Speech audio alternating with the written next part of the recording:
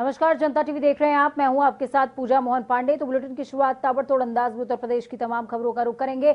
आपातकाल की 46वीं बरसी पर सीएम योगी ने कांग्रेस पर निशाना साधा। उन्होंने ट्वीट के जरिए आपातकाल को लोकतंत्र पर हमला बताया। योगी ने ट्वीट करते हुए कहा, वर्ष 1975 में आज ही के दिन कांग्रेस पार्टी ने भारत के महान लोकतंत्र पर कुठाराघात करते हुए देश पर आपातकाल थोपा था। मैं उन सभी पुण्यात्मा सत्याग्रहियों को नमन करता हूं जिन्होंने आपातकाल की अमानवीय यातनाओं को सह करके विदेश में लोकतंत्र की पुनर्स्थापना में सहयोग किया। परमवीर चक्र से सम्मानित कैप्टन मनोज कुमार पांडे जी की जयंती पर उन्हें याद करते हुए मुख्यमंत्री योगी आदित्यनाथ ने ट्वीट करते हुए श्रद्धांजलि दी। उन्होंने लिखा, हम सभी आपके देश प्रेम, साहस और बलिदान को नमन करते हैं। राजधानी लखनऊ के लोक भवन में दोपहर 12 बजे से प्रदेश की कैबिनेट बैठक शुरू हो गई है। ये बैठक सीएम योगी की अध्यक्षता में हो रही है। इस बैठक में सभी मंत्री मौजूद हैं। बैठक में कई अहम फैसले लिए जा सकते हैं। बैठक में चिकित्सा, स्वास्थ्य, शिक्षा, लोक निर्माण के अलावा कई विभागों के महत्वपूर्ण प्रस्तावों को मंजूरी मिल सकती है। राष्ट्रपति कानपुर दौरे के लिए सफदरजंग से रवाना हो गए। कानपुर पहुंचने के बाद महामहिम अपने बचपन के दोस्त कृष्ण कुमार अग्रवाल से मिलने उनके घर जाएंगे। कृष्ण कुमार की तबीयत काफी समय से खराब चल रही है। कपड़ा कारोबारी कृष्ण कुमार अग्रवाल से राष्ट्रपति की बचपन की दोस्ती है। सर्किट हाउस से 26 जून को राष्ट्रपति रामनाथ कोविंद सिर्फ अपने बचपन के दोस्त से ही मिलने के लिए खुद उनके घर जाएंगे। बाकी सभी लोग राष्ट्रपति से मिलने के लिए सर्किट हाउस ही पहुंचेंगे। इसको लेकर अधिकारियों ने सुरक्षा व्यवस्था बढ़ा दी है। मुख्यमंत्री योगी आदित्यनाथ ने कोरोना वायरस के नए वेरिएंट डेल्टा प्लस को लेकर अलर्ट जारी कर दिया है। सीएम योगी ने कहा, नए वेरिएंट को लेकर हमें ज्यादा सतर्कता बरतनी होगी। इसके लिए चिकित्सा विशेषज्ञों की सलाहकार समिति के साथ बैठक करते हुए इस संबंध में आवश्यक रणनीति तय की जाएगी। कोविड की तीसरी लहर की आशंका के बीच योगी सरकार ने कोरोना पर बड़ा वार कर दिया। प्रदेश में वैक्सीनेशन का आंकड़ा 1 करोड़ को पार कर चुका है। प्रदेश सरकार ने मिशन जून के तहत 1 करोड़ वैक्सीनेशन का लक्ष्य 6 दिनों पहले ही पूरा किया। धर्मांतरण के मामले में उमर गौतम की गिरफ्तारी को लेकर शिया धर्मगुरु मौलाना कल्बे जव्वाद ने सवाल उठाए हैं। मौलाना ने कहा, पहले ऐसे कई मामले सामने आए जिसमें एटीएस की गिरफ्तारी हुई, उसके बाद आरोपी पाक साफ बरी हो गया। उन्होंने कहा, धर्मांतरण के जो भी आरोप लगे हैं, गिरफ्तारियां हुई हैं, इसकी जांच निष्पक्षता और बारीकी से होनी चाहिए। धर्मांतरण मामले पर मौलाना कल्बे जव्वाद ने कहा, इस्लाम में जबरन धर्म परिवर्तन मान्य नहीं है और मर्जी से किया गया धर्म परिवर्तन गुनाह नहीं है। उन्होंने कहा, धर्मांतरण के जो आरोप लगे हैं, गिरफ्तारियां हुई हैं, इसकी जांच निष्पक्षता से होनी चाहिए। इस्लाम में मर्जी से धर्म परिवर्तन करना गुनाह नहीं माना जाता। मिर्जापुर में उप मुख्यमंत्री केशव प्रसाद मौर्य ने जीआईसी के मैदान में कई परियोजनाओं का शिलान्यास और लोकार्पण किया। आपको बता दें, डिप्टी सीएम पहले मां विंध्यवासिनी के दर्शन करने जाने वाले थे, लेकिन 12 बजे कपाट बंद होने के चलते दर्शन नहीं हो सके। सीएम के एक कार्यक्रम को लेकर लोगों में उत्साह नजर आया। कार्यक्रम के बाद डिप्टी सीएम ने पत्रकारों से बातचीत करते हुए जनसंख्या नियंत्रण कानून को लेकर कहा, इस पर सरकार गंभीरता से सोच रही है। भारतीय जनता पार्टी ने गठबंधन का धर्म निभाते हुए अपने सहयोगी दल अपना दल सोने लाल को जिला पंचायत अध्यक्ष के 75 पदों में से 2 सीटें देने पर मुहर लगा दी। अपना दल सोनेलाल की नेता अनुप्रिया पटेल ने बीते दिनों नई दिल्ली में केंद्रीय गृह मंत्री अमित शाह के आवास पर मुलाकात करी थी। अपना दल को जौनपुर और सोनभद्र की सीट दी गई है। राम जन्मभूमि ट्रस्ट की ओर से मुंबई में आपातकाल बैठक कल बुलाई गई थी, जिसमें तमाम सदस्यों के साथ ही चंपत राय भी मौजूद रहे। अचानक बुलाई गई इस बैठक में राम मंदिर निर्माण की तेजी के साथ ही जमीन विवाद पर भी विस्तार से चर्चा हुई है। मुजफ्फरनगर में लव जिहाद का मामला सामने आया, जिसमें आरोपी भोली भाली लड़कियों को अपने प्रेम जाल में फंसाकर उन्हें भगा ले जाते थे और फिर उनका धर्मांतरण करते हुए मुस्लिम रीति रिवाज से निकाह करके अपने घर में रखते थे। हिंदूवादी संगठन ने लोगों और महिलाओं ने हंगामा उस वक्त कर दिया जब जनपद हमीरपुर से बहला फुसला कर लाई गई 2 युवतियां कस्बा खतौली में मुस्लिम परिवार में कैद मिली, जिसके बाद पुलिस ने छापामारी कार्रवाई करते हुए दोनों महिलाओं को छुड़ा लिया है। प्रेम जाल में फंसाकर उनका धर्मांतरण करने के आरोपी मौके से फरार हो गए। पुलिस ने एक आरोपी के भाई और उसकी मां को पूछताछ के लिए हिरासत में ले लिया। पुलिस मामले की तफ्तीश कर रही है। लखनऊ में समाजवादी पार्टी कार्यालय पर अखिलेश यादव ने तमाम कार्यकर्ताओं के साथ बैठक करी, जिसमें पंचायत चुनावों को लेकर विस्तार से चर्चा हुई। साथ ही जिला पंचायत अध्यक्ष पद के लिए बीजेपी के लिस्ट जारी होने के बाद सपा ने जौनपुर जिले की सीट को लेकर के भी चर्चा की है। अखिलेश यादव ने 2022 में विधानसभा चुनाव में मजबूती से जमीनी स्तर पर काम करने के दिशा निर्देश दिए। इस बैठक में जिला अध्यक्ष, ब्लॉक प्रमुख सहित पश्चिमी जिले के नेता भी शामिल रहे। उन्नाव रेप केस में उम्र कैद की सजा काट रहे पूर्व विधायक कुलदीप सिंह सेंगर के करीबी अरुण सिंह को भाजपा ने जिला पंचायत अध्यक्ष का उम्मीदवार बनाया है, जिसको लेकर रेप पीड़िता ने इसका विरोध किया, जिसके बाद भाजपा के पूर्व एमएलसी स्वर्गीय अजीत सिंह की पत्नी शकुन सिंह को प्रत्याशी बना दिया गया। उत्तर प्रदेश के आगामी विधानसभा चुनाव की तैयारियों में जुटी है आम आदमी पार्टी 8 जुलाई से यूपी जोड़ो अभियान चलाएगी। इसके तहत 1 महीने में 1 करोड़ सदस्य बनाने का लक्ष्य रखा गया है। आपके राष्ट्रीय प्रवक्ता और उत्तर प्रदेश प्रभारी संजय सिंह ने बताया, यूपी में आपकी दिल्ली सरकार के केजरीवाल मॉडल की लोकप्रियता और उसके प्रति लोगों का विश्वास दिन प्रतिदिन बढ़ता जा रहा है। बदायूं जिले के तेज तर्रार एसएसपी संकल्प शर्मा ने मूढ़ाढाग थाने के सब इंस्पेक्टर पीसी सिंह को लाइन हाजिर कर दिया। केटी सिंह पर एक ढाबे पर हंगामा करते हुए आरोप लगा था, जिसका संज्ञान लेते हुए एसएसपी ने कार्रवाई की है। रायबरेली के सेमरपहा गांव में एक युवक ने हिंदू युवती से अपना धर्म छुपाकर प्रेम विवाह किया। लगातार दहेज की मांग बढ़ने पर खुलासा हुआ, जिसके बाद युवक के खिलाफ युवती के परिजनों ने मामला दर्ज करवाते हुए पुलिस ने युवक को गिरफ्तार कर लिया है। गाजियाबाद में महिला के ससुराल में दहेज मांगकर प्रताड़ित किया जा रहा था, तो वहीं पीड़िता इंसाफ के लिए 20 नवंबर से लोनी बॉर्डर थाने के चक्कर लगा रही थी, लेकिन ससुर के यूपी पुलिस में सब इंस्पेक्टर होने के कारण पुलिस कोई कार्रवाई नहीं कर रही। उन्नाव से अरुण सिंह को बीजेपी ने जिला पंचायत अध्यक्ष प्रत्याशी घोषित किया था। आपको बता दें कि अरुण सिंह नवाबगंज के निवर्तमान ब्लॉक प्रमुख भी रहे थे। रायबरेली में अखिल भारतीय विद्यार्थी परिषद की एक बैठक का आयोजन किया गया, जिसकी अध्यक्षता एबीवीपी के राष्ट्रीय महामंत्री निधि त्रिपाठी ने किया। बैठक में कोरोना काल में किए गए कार्यों पर चर्चा की गई।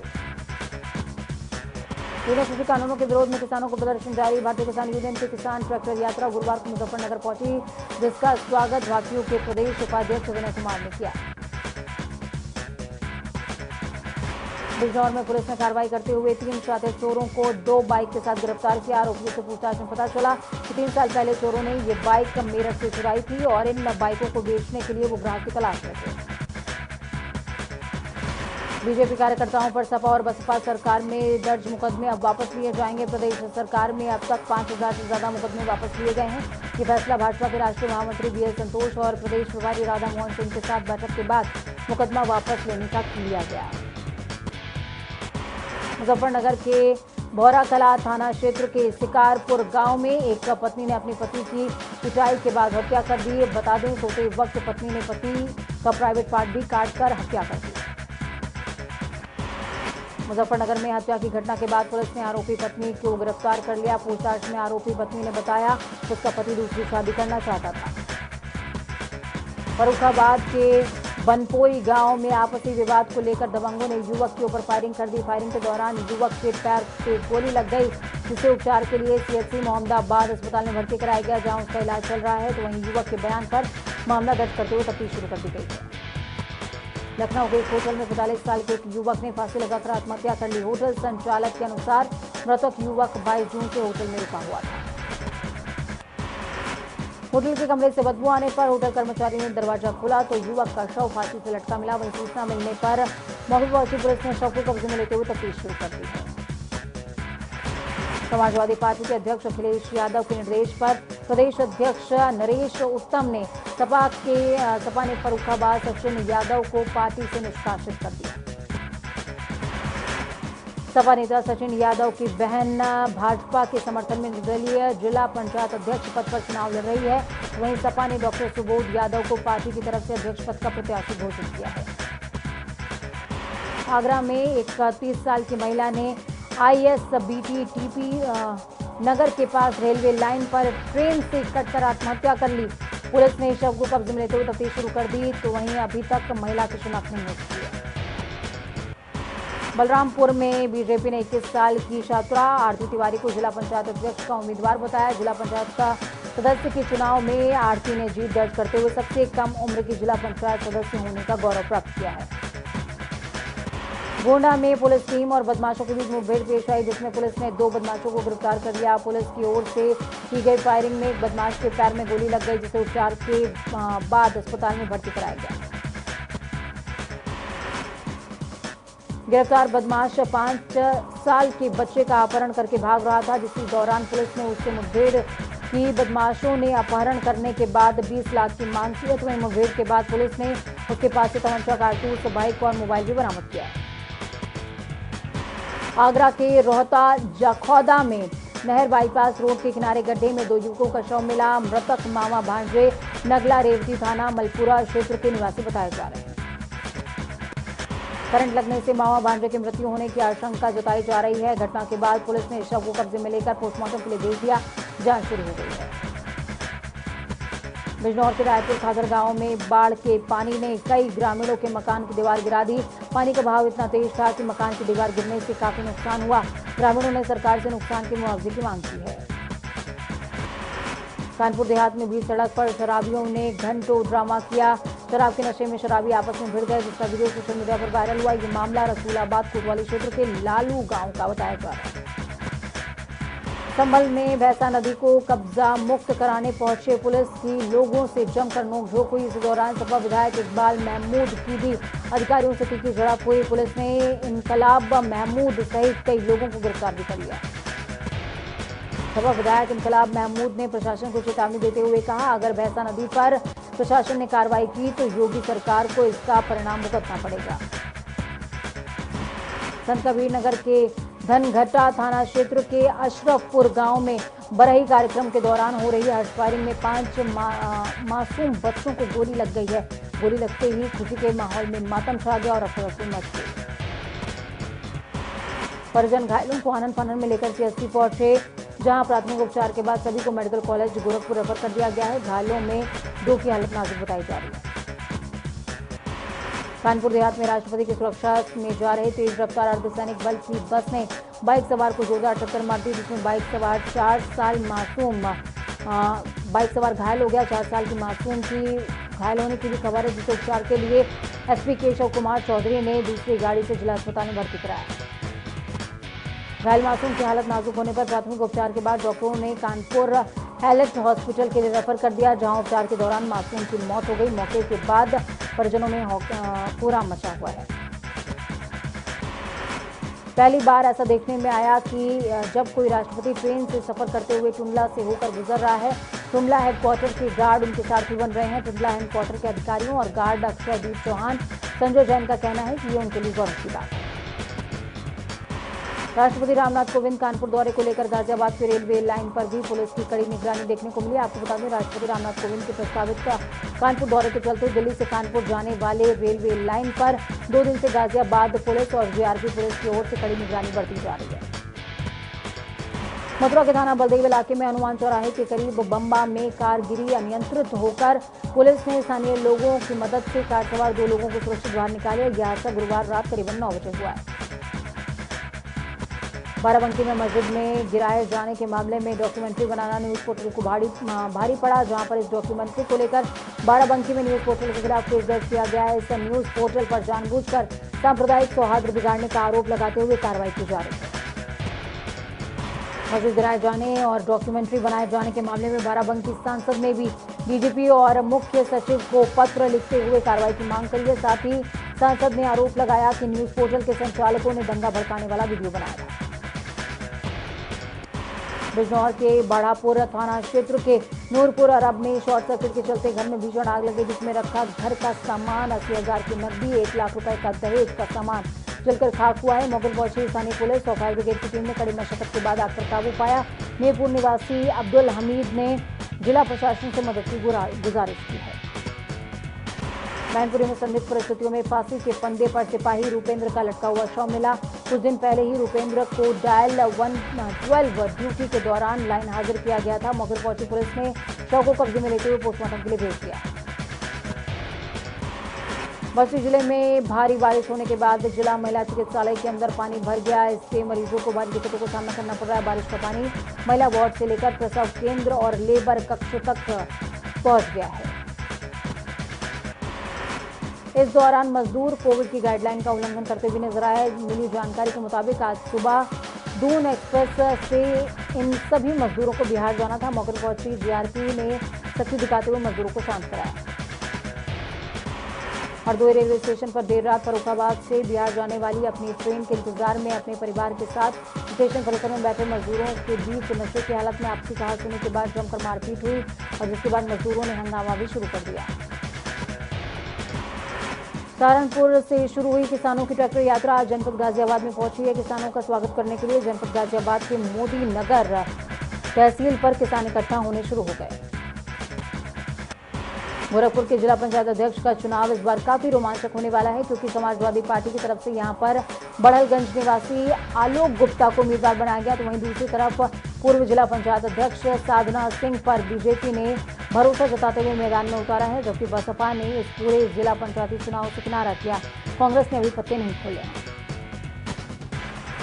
बहराइच में हाथियों ने उत्पात मचाते हुए 3 ग्रामीणों को घायल कर दिया और कई घरों में तोड़फोड़ की है। ग्रामीणों की ओर से हाथियों को भगाने के लिए कई कोशिशें की जा रही हैं। बदायूं में बीजेपी ने अपना प्रत्याशी वर्षा यादव को नियुक्त किया। वर्षा यादव पूर्व एमएलसी की पत्नी है, जहां प्रेस कॉन्फ्रेंस करते हुए नगर विकास मंत्री महेश चंद्र गुप्ता ने प्रत्याशी का नाम घोषित कर दिया।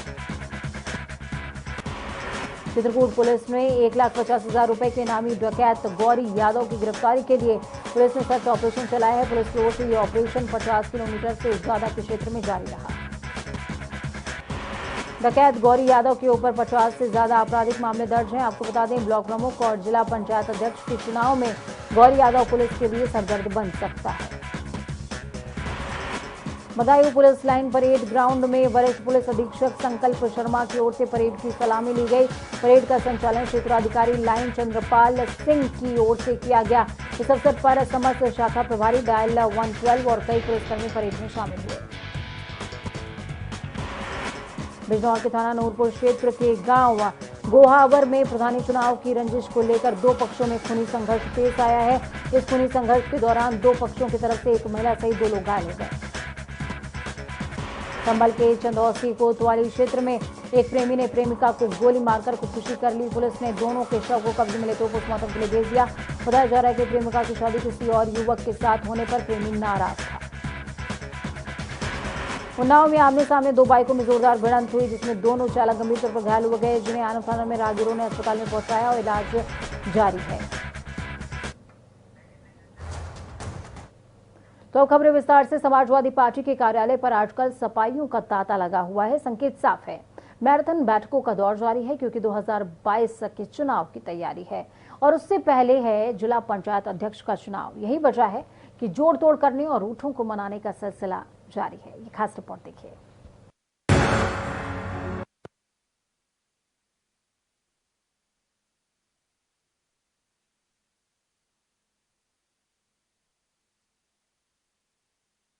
मिशन 2022 में जुटी समाजवादी पार्टी एक बार फिर पार्टी के पुराने और भरोसेमंद वरिष्ठ नेताओं को अपने पाले में लाने में जुट गई है। इन नेताओं की घर वापसी में एक बड़ी वजह जिला पंचायत अध्यक्ष के चुनाव भी बने हैं। बीते कुछ दिनों में समाजवादी पार्टी में कई ऐसे सीनियर नेताओं ने वापसी की, जो कभी मुलायम सिंह यादव के बेहद करीबी हुआ करते थे। अखिलेश यादव नेताजी की राह पर ही लौटते दिख रहे हैं, जहां उनकी भी कोशिश है कि 2022 से पहले इन क्षेत्रीय क्षत्रपों के सहारे पार्टी अपने सारे कील काटे दुरुस्त कर ले। पंचायत चुनाव इसकी एक बड़ी वजह भी साबित हुआ है। हाल ही में जिस तरीके से बलिया में समाजवादी पार्टी ने पार्टी के कद्दावर नेता रहे पूर्व कैबिनेट मंत्री अंबिका चौधरी के बेटे को अपना जिला पंचायत अध्यक्ष पद का उम्मीदवार बनाया, उसके बाद अंबिका चौधरी ने बसपा से इस्तीफा दे दिया और इस बात की चर्चा शुरू हो गई कि वो जल्द ही सपा ज्वाइन कर सकते हैं। इसके अलावा बीते कुछ समय में जिन सपा के पुराने नेताओं ने पार्टी रिज्वाइन की, उनमें बाल कुमार पटेल, जो ददुआ के भाई हैं और पूर्व सांसद भी रहे हैं। ठीक इसी तरीके से ये फहरिस्त बहुत लंबी है। आपको बता दें कि 2022 का विधानसभा चुनाव समाजवादी पार्टी के लिए डू और डाई का सवाल है। ऐसे में अखिलेश यादव की कोशिश है कि पार्टी के पुराने कद्दावर क्षेत्रीय क्षत्रपों को अपने साथ जोड़ा जाए और उनके सहारे 2022 में साइकिल को चुनावी रेस में सबसे आगे लेकर जाया जाए। इससे एक बात तो साफ है कि सत्ता हासिल करने के लिए चाहे किसी का भी सहारा लेना पड़े, अब अखिलेश यादव उससे कोई गुरेज नहीं करेंगे। जनता टीवी के लिए पूजा मोहन पांडे की रिपोर्ट।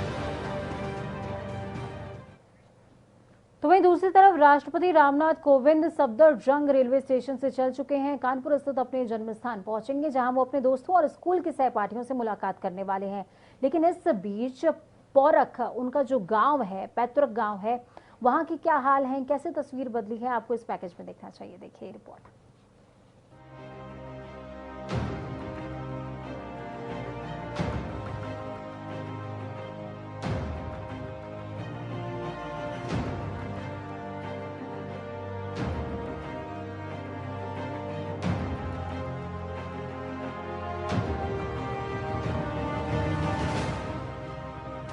कहते हैं अधिकारियों पर जब शासन की लाठी चलने को आमादा होती है तो सूबे की नब्ज में विकास तेजी से दौड़ने लगता है। ऐसे ही क्षेत्र की नसों में विकास दौड़ा है। इस बार देहातपुर के परौख गांव में यहां पूरे 5 साल का विकास महज 10 दिनों में हो गया।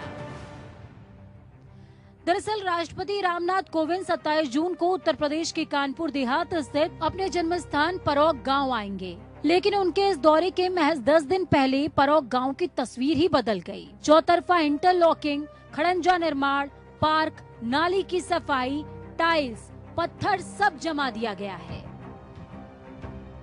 गांव को चमकाने के लिए दिन भर में 3 बार झाड़ू लगवाई जा रही है। सालों से बजबजा रही नाली की सिल्ट निकालकर चमकाया जा रहा है। खंभों पर स्ट्रीट लाइट लगाई जा रही है। अब मसले की गंभीरता को इसी बात से समझ लीजिए कि आसपास के 20 गांवों के सफाई कर्मचारियों की ड्यूटी गांव में लगाई गई है। 4 गुना ज्यादा मजदूर लगकर 24 घंटे में 2 शिफ्ट में काम कर रहे हैं। रेलवे स्टेशन की मरम्मत के साथ ही रंगाई, पुताई, पंखे, ट्यूबलाइट सहित एक एक चीज का पूरा ख्याल रखा जा रहा है। राष्ट्रपति के आगमन के लिए ट्रेन रूट को बिल्कुल ग्रीन कॉरिडोर की तरह बनाया गया है, जहां सभी ट्रेनों का आवागमन या तो रोक दिया गया है या तब्दील कर दिया गया है। सभी व्यवस्थाओं को सुव्यवस्थित करने के लिए अधिकारियों ने गांव में डेरा जमा लिया है। राष्ट्रपति रामनाथ कोविंद राष्ट्रपति बनने के बाद पहली बार अपने जन्म स्थान गांव परौख आ रहे हैं। राष्ट्रपति के हेलीकॉप्टर लैंड कराने के लिए हेलीपैड तैयार किया जा रहा है। उनका स्वागत करने के लिए प्रोटोकॉल के तहत देश के लोकतंत्र की सबसे छोटी इकाई ग्राम पंचायतों के 9 प्रधान मौजूद रहेंगे। तो वहीं तैयारियों में तेजी लाने और जायजा लेने के लिए आला अधिकारी लगातार दौरे और बैठकें कर रहे हैं।